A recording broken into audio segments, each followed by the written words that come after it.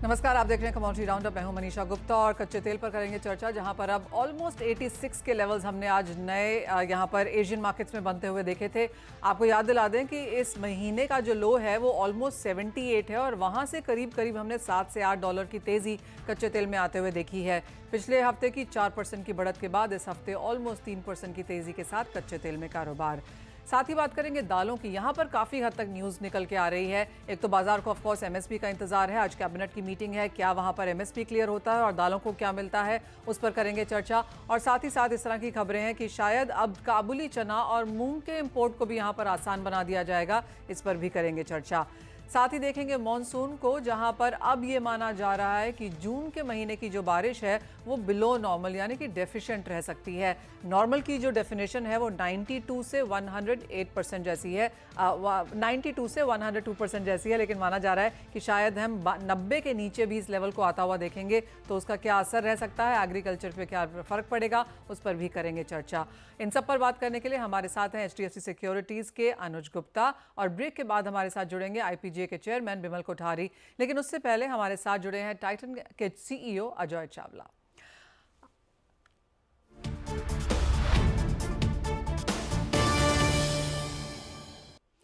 अजय, बहुत शुक्रिया हमारे साथ आज CNBC आवाज़ पर समय निकालने के लिए, और आपको बहुत बधाई हो क्योंकि जोया का 10वां बुटीक आप यहां पर खोल रहे हैं।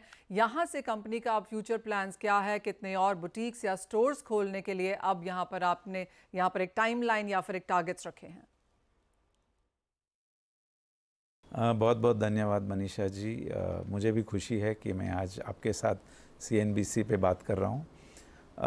ये हमारी 10वीं बुटीक है जोया की।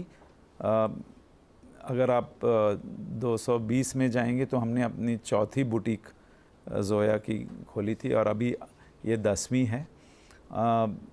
पिछले 4 सालों में बहुत सारे नए बुटीक्स खुले हैं और अभी आगे जाकर हमारा ये प्लान है कि इस साल जो हमारा 15वां साल है जोया का, उसमें हमें 15वीं बुटीक भी खोलनी है। तो वो अभी वक्त है, इस साल में शायद हो जाएगा।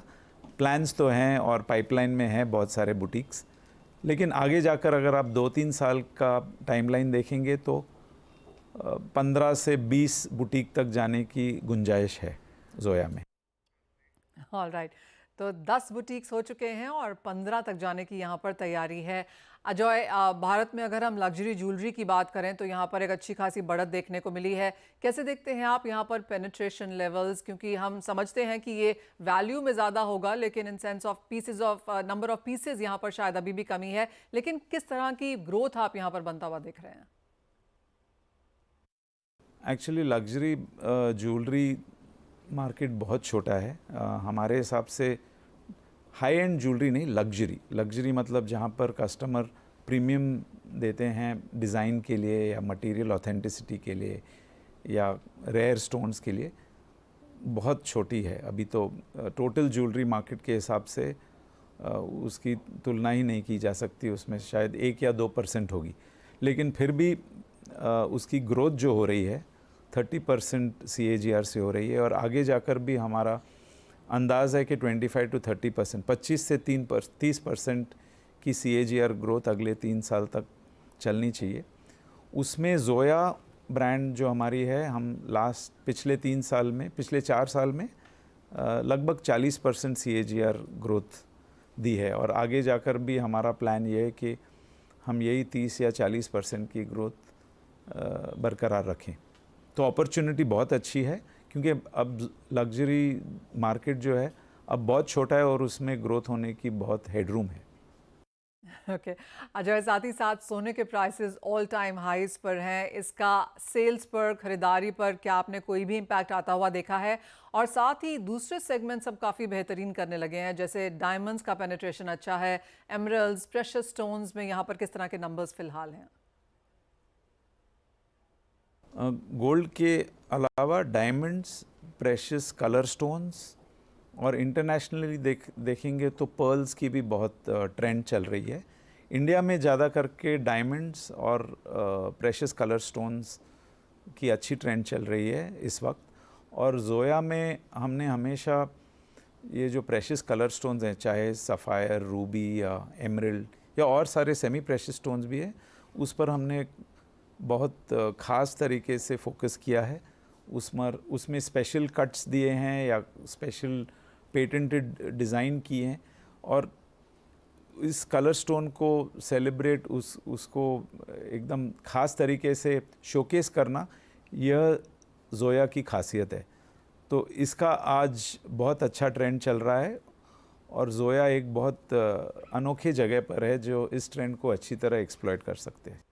ओह वेल एब्सोल्युटली।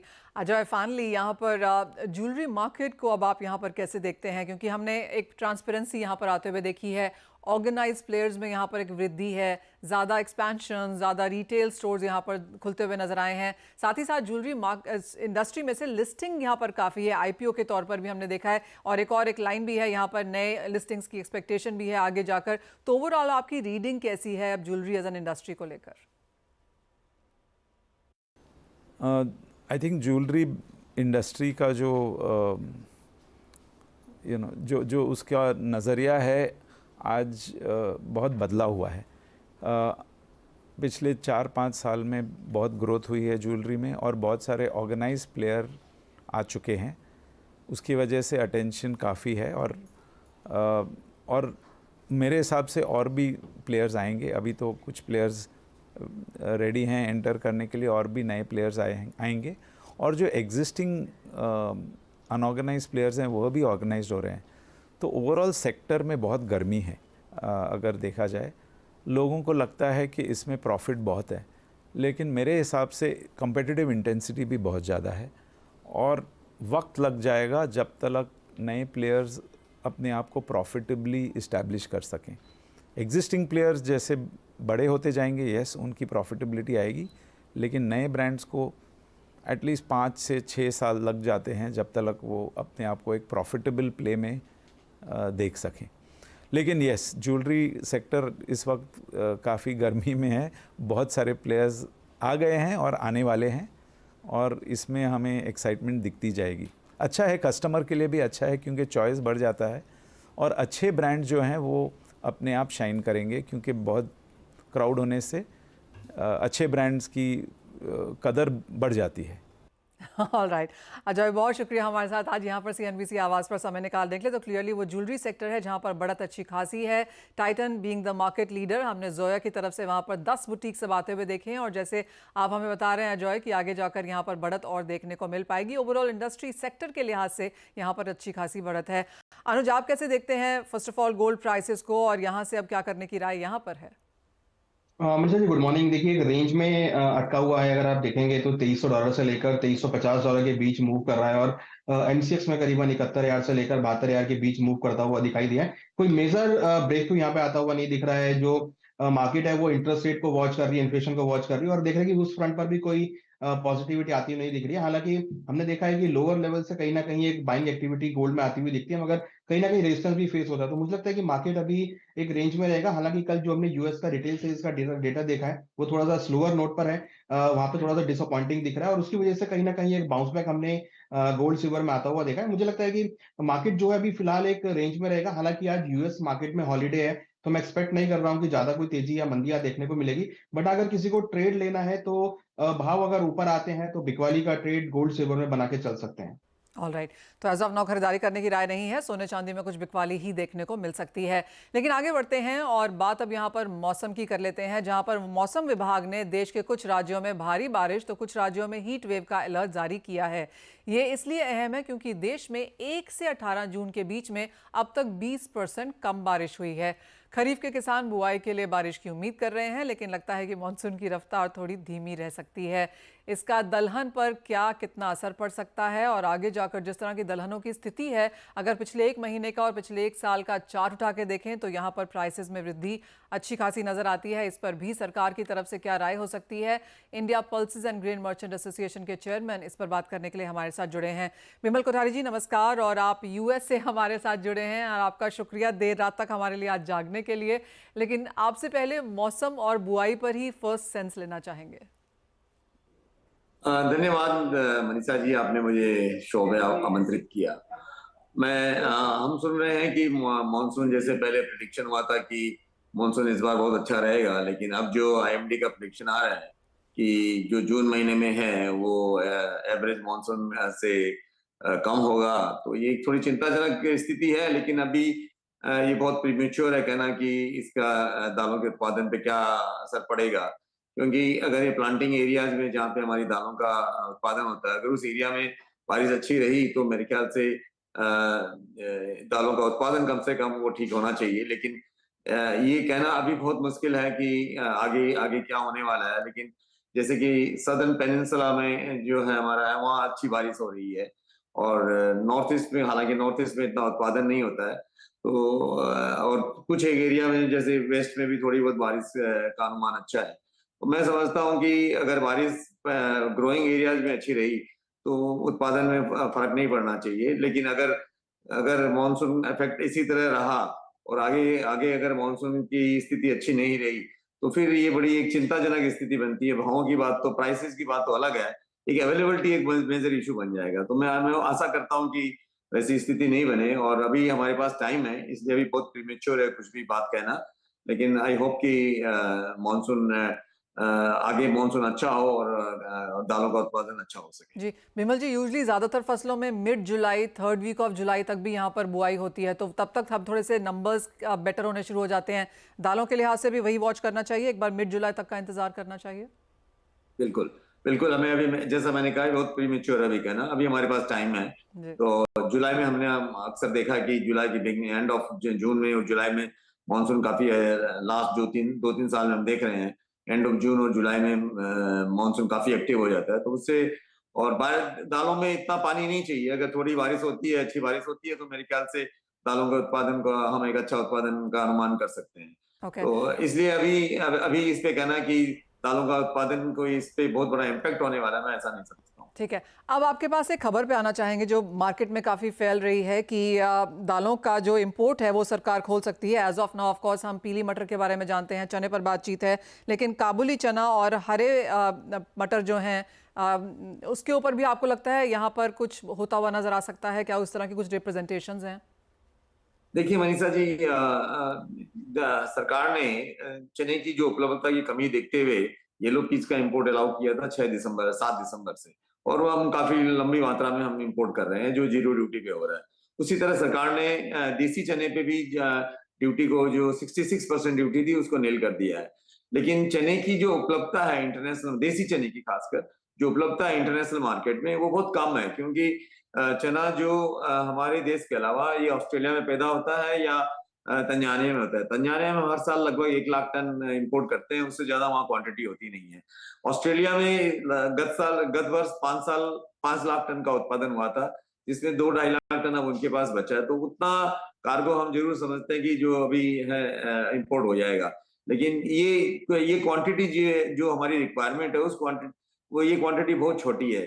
तो इसलिए हमने सरकार को एक रिप्रेजेंटेशन दिया है कि काबुली चना जिसपे 44% ड्यूटी है, आप उसको ड्यूटी को भी नील कर दें, ताकि हम एक बड़ी मात्रा में जो काबुली चने का इंपोर्ट कर सकते हैं। रसिया में जो काबुली चना होता है, उसकी जो हार्वेस्टिंग होती है जुलाई अगस्त में होती है, और वो लगभग आप कह सकते हैं हमारे देसी चने का एक सब्स्टिट्यूट है, क्योंकि वो एक छोटा, एक उसका जो साइज है वो 6 mm से भी छोटा होता है, या 6 mm के लगभग होता है, और वो हमारे देसी चने को अच्छा सब्स्टिट्यूट करता है। और उसका जो हार्वेस्ट जुलाई अगस्त में होता है, तो हमारे जो फेस्टिवल टाइम है हम उसको इंपोर्ट कर सकते हैं। तो उसमें क्या प्राइसेस भी स्टेबलाइज होंगे। तो इसलिए ये हमने सरकार को, आईपीजीए ने एक रिप्रेजेंटेशन भेजा है, और हम सरकार से इस पे और भी इसको फॉलो अप करते रहेंगे। और हम चाहेंगे कि ये सरकार इस पे ड्यूटी जो है वो उसको नील कर दे, और हम ताकि उसको इंपोर्ट को हम इसको ला सकें, और जो हमारे यहाँ जो अभी शॉर्टेज बनी हुई है, हम उस इशू को अच्छी तरह से एड्रेस कर सकें। तो ये बात हुई काबुली चने की, जहां पर अभी 44% है और आप चाहते हैं कि वो नील हो जाए। क्या और दालों का इंपोर्ट भी आप खुलता हुआ देखते हैं? क्या और भी कोई यहाँ पर वायबिलिटी, फीजिबिलिटी है? गत वर्ष का आपने देखा है कि जो हमारा मानसून था बहुत खराब था, उससे हमारे दालों का उत्पादन जो है कम हुआ है। लगभग सरकार के आंकड़ों के हिसाब से 25 से 30 लाख टन दालों का उत्पादन कम हुआ है। हमारे यहाँ दालों की कंजम्पशन भी बढ़ते जा रहा है, लगभग हम 10 से 15 लाख टन, हमें हर साल हमारे दालों का उत्पादन, हमारा कंजम्पशन बढ़ रहा है।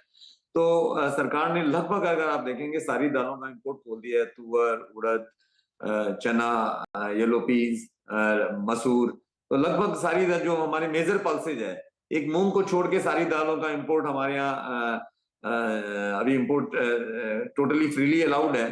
तो अब मुझे इसमें नहीं लगता कि इंपोर्ट के अंदर में कुछ और ज्यादा कुछ करने के लिए है।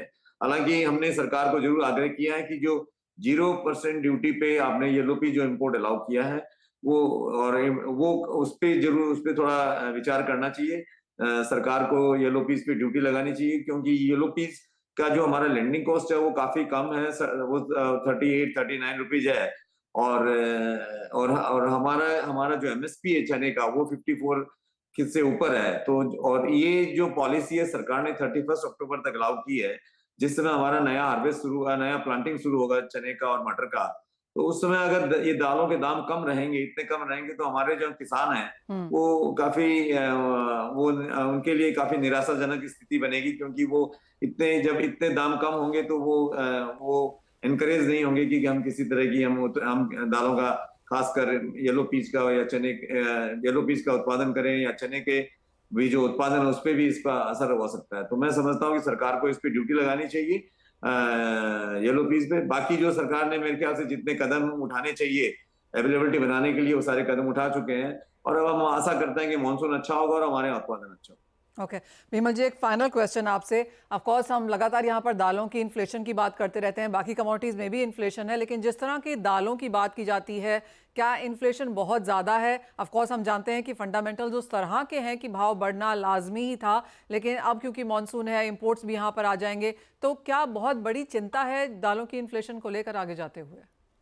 मुझे नहीं लगता है। अगर मानसून फेल हुआ तो कि तब अवेलेबिलिटी का एक बहुत बड़ा इशू बन सकता है। अदरवाइज मुझे नहीं लगता कि अब जो भाव बने हुए हैं, इन भाव में कोई बहुत ज्यादा वृद्धि की सिचुएशन है। अब अगर मानसून अच्छा रहा तो एक सेंटिमेंटल फर्क भी पड़ता है, और मैं समझता हूँ ये भाव स्थिर बने रहेंगे, हमारे यहाँ अवेलेबिलिटी बनी रहेगी। तुअर और उड़द की जो खास इस बार दाम बढ़े थे, तो अफ्रीका से अब तुअर का हमारे यहाँ से इम्पोर्ट भी शुरू हो जाएगा। अगले महीने तुअर का हार्वेस्ट अफ्रीका में होगा, और हम देखेंगे कि अगले महीने से या अगस्त, बिगिनिंग ऑफ अगस्त में हमारे यहाँ इम्पोर्ट शुरू हो जाएगा। तो अफ्रीका में भी इस बार अच्छी क्रॉप का अनुमान है, लगभग हम समझते हैं 7 से 8 लाख टन वहां से इम्पोर्ट होना चाहिए। और वहाँ म्यांमार से हम उड़द बराबर मंगा रहे हैं, ब्राजील से भी अभी जून महीने में अभी ब्राजील से भी एक्सपोर्ट शुरू हो गया है उड़द का। वहां से लगभग 50,000 टन उड़द इंपोर्ट का अनुमान है। तो मैं समझता हूँ कि अगले महीनों में अच्छी अवेलेबिलिटी बनी रहेगी। और जैसा कि मैंने कहा कि मानसून अच्छा रहा तो एक सेंटिमेंटल जरूर फर्क पड़ेगा, और दामों में स्थिरता बनी रहेगी। Point taken. बहुत शुक्रिया विमल जी हमारे साथ आज जुड़ने के लिए और बहुत ही इत्मीनान से वहाँ पर बात भी करने के लिए। ऑफकोर्स आज कैबिनेट की मीटिंग भी है और माना जा रहा है कि एमएसपी पर भी हम एक मूवमेंट वहाँ पर आता हुआ देखेंगे। वो भी एक शायद एक सेंटीमेंट पॉजिटिव रह सकता है, लेकिन जैसे कहा गया कि पिछले 2 सालों में ऑफकोर्स हमने दाल के प्रोडक्शन में यहाँ पर कमी आते हुए देखी है, लेकिन जहाँ तक कंजम्पशन है वो 10-15 लाख टन बढ़ा ही है और उसका इम्पैक्ट हमने प्राइसेस में आता हुआ देखा भी है।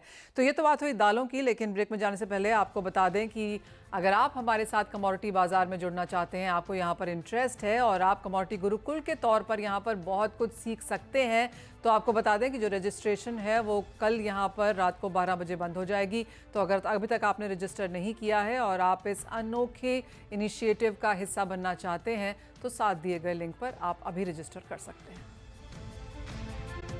राउंड अप अनुज हमारे साथ है। अनुज, आपसे एक व्यू लेना चाहेंगे यहाँ पर क्रूड ऑयल पर, जहाँ पर अच्छा खासा उछाल देखने को मिला है। क्या मोमेंटम अब भी ऑन द हायर साइड है?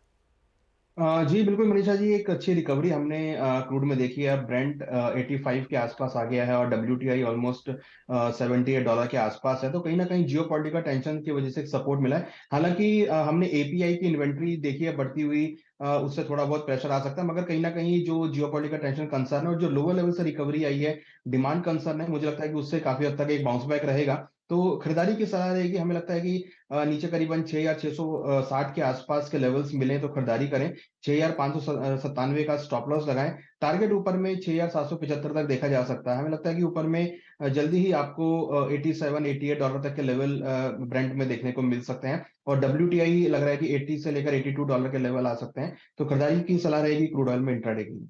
ऑल राइट, तो बाइंग यहाँ पर लगे रहें। साथ ही साथ मेटल्स की अगर बात करें तो अनुज यहाँ पर क्या सेंस है, क्योंकि एक कंसोलिडेशन देखने को मिला है ऑलमोस्ट पूरे जून में अप्रैल और मई की तेजी के बाद। देखिए करेक्शन भी हमने यहाँ पे देखा था और कंसोलिडेशन अब होता हुआ दिखाई दिया है। हालांकि कल यूएस के जो इंडस्ट्रियल प्रोडक्शन के डेटा आए थे वो पॉजिटिव थे। मुझे लगता है कि उसकी वजह से बेस मेटल में अच्छा सपोर्ट आ सकता है और हम देख भी रहे हैं कि आज एक पॉजिटिविटी के साथ बेस मेटल ओपन हुए हैं। तो यहाँ पे खरीदारी की सलाह रहेगी। हमें लगता है कि कॉपर में और जिंक में खरीदारी का ट्रेड बना के चल सकते हैं। जिंक में करीबन 257-65 के आसपास खरीदारी करें, 255-80 का स्टॉप लॉस लगाएं। टारगेट हमें लग रहा है ऊपर में 262-80, 263 तक देखा जा सकता है। तो जिंक में खरीदारी कर सकते हैं। कॉपर के अंदर भी खरीदारी का ट्रेड बना के चल सकते हैं। ऊपर में 857 तक के लेवल कॉपर में देखे जा सकते हैं। तो दोनों ही कमोडिटी हमें लगता है कि खरीदारी का ट्रेड इंट्राडे के लिए बेस मेटल में बना सकते हैं। ऑल राइट, तो सोने चांदी में कुछ बिकवा ली, लेकिन खरीदारी यहाँ पर कच्चे तेल में और कुछ एक मेटल्स में, जैसे अनुज ने बताया, करके आपको यहाँ पर काम करना है मुनाफा लेने के लिए। अनुज, बहुत शुक्रिया साथ जुड़ने के लिए और उन तमाम स्ट्रैटेजीज के लिए भी। और इसी के साथ एक ब्रेक का समय है। जब लौटेंगे तो फुल फोकस होगा यहाँ पर इक्विटी मार्केट्स पर।